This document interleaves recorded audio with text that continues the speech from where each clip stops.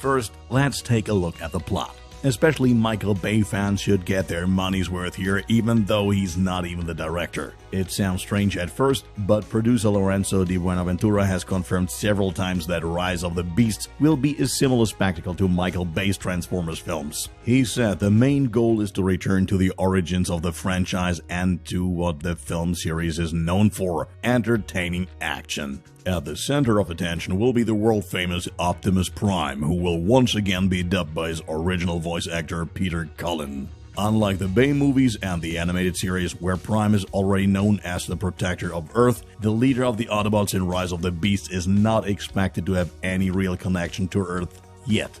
It is only in this film that he will develop a protective instinct alongside his Autobot friends. At this point, we can most likely count on many new friendships between robots and humans, just as we are used to from the prequels. The main characters on the human side are Elena and Noah. The two New Yorkers are not exactly on the bright side of life and desperately try to keep their heads above water. Elena, played by Dominic Fishback, is a full-time artifact researcher and is suffering from a toxic working environment.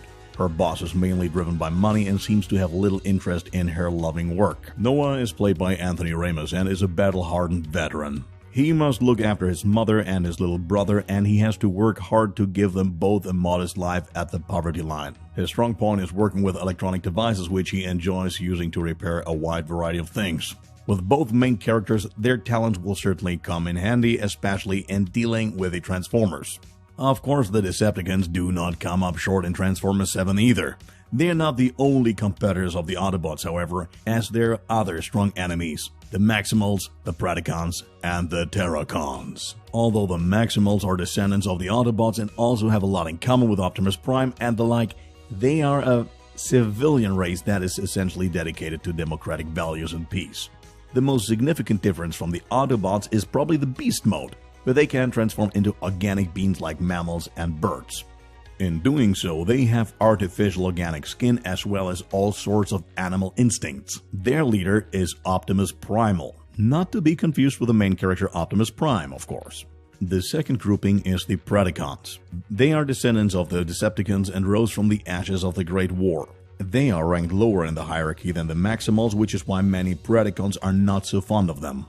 They can transform into animal forms as well, but they prefer to take the form of amphibians or reptiles. Another characteristic is their transformation into sea creatures and military vehicles. Last but not least, there are the Terracons.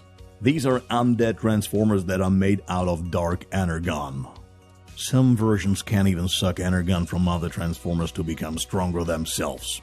In a larger group, they're almost unstoppable, though not invulnerable. The best chance of defeating a Terracon is by slashing them into as many small pieces as possible, as this makes the dark energon as good as ineffective. They don't have a real mind and try to destroy everything in their way, so not too easy of an opponent. By the way, a return of Bumblebee is also to be expected because its director Steven Caple Jr. and producer Lorenzo Di Buenaventura announced the blockbuster takes place in 1994 and thus 7 years after the events of Bumblebee. The setting chosen is primarily New York City, or rather its borough Brooklyn. When one hears of 1994 and Brooklyn, there's of course no getting around the prevailing hip-hop culture, and who knows, there may even be references to the actual greats of that time, such as the Notorious B.I.G. or Mos Def. Moreover, there is also the Southern Hemisphere, Peru to be precise. There, the legendary Inca city of Machu Picchu is likely to be the focus of particular attention, and we really hope that the centuries-old wonder of the world will not suffer major damage. In addition to the human actors, there are also some newcomers among the robots, which we would like to introduce to you now.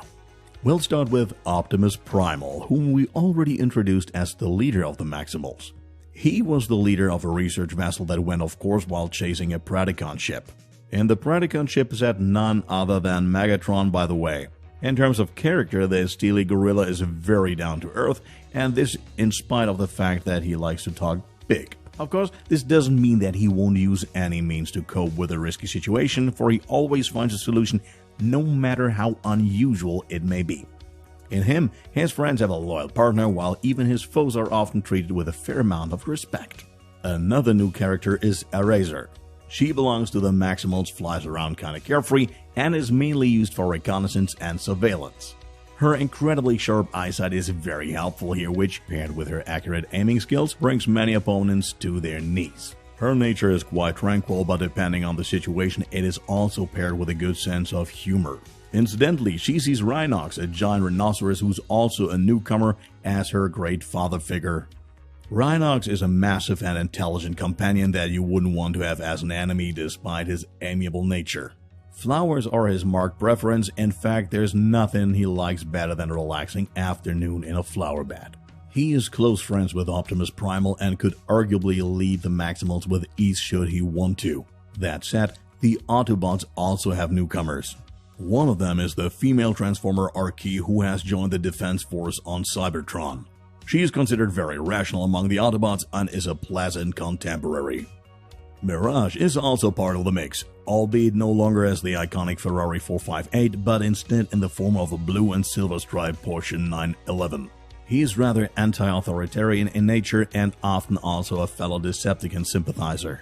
As a final new addition, we introduce you to the new main villain of Transformers 7, namely Scourge. He's a Decepticon who was pieced together from other dead Decepticons by Unicron. In Part 7, he appears to be the leader of the Terracons, and he's incredibly powerful.